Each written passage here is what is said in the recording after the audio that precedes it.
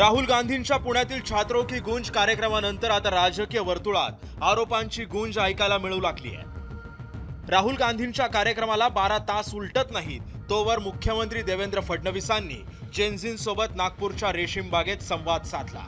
शेकडो तरुणांनी या कार्यक्रमाला हजेरी सुद्धा लावली होती। पुण्यामध्ये राहुल गांधींनी महिलांच्या हक्कांबाबत वक्तव्य केलं, पण महिलांच्या आरक्षणाला विरोध करायचा ही दुटप्पी भूमिका असल्याचा आरोप मुख्यमंत्री देवेंद्र फडणवीसांनी केलाय।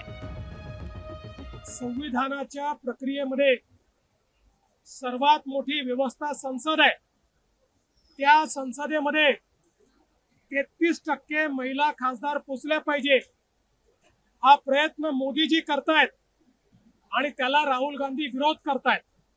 पुण्यात येऊन महिलांबद्दल बोलायचं आणि खरी महिलांना जी अधिकारिता मिळणार आहे, जो अधिकार मिळणार आहे, त्या विमेन्स रिझर्वेशन बिलाला विरोध करायचा, तो हाणून पडायचं, ही राहुल गांधींची दुटप्पी भूमिका आहे।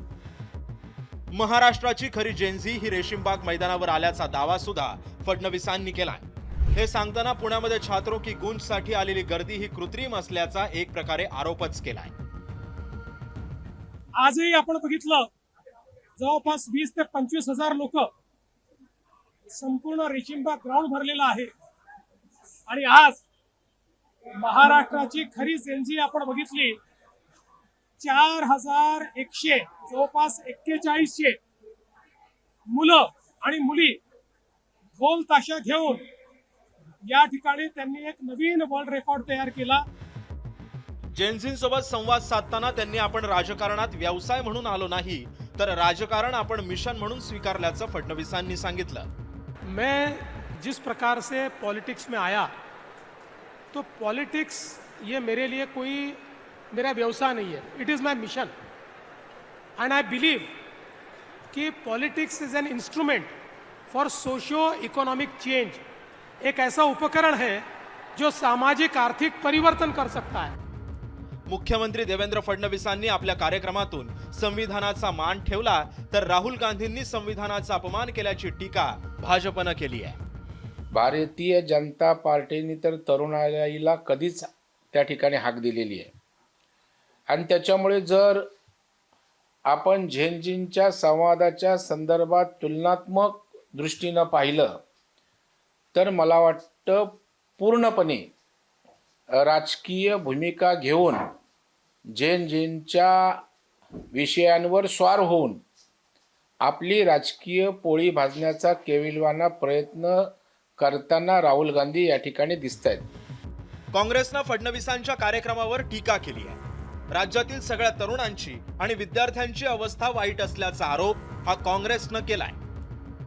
मी सगळ्यांना रस्त्यावर आणलेला आहे। आदिवासी विद्यार्थी जे आहे ते रस्त्यावर आंदोलन करत आहेत।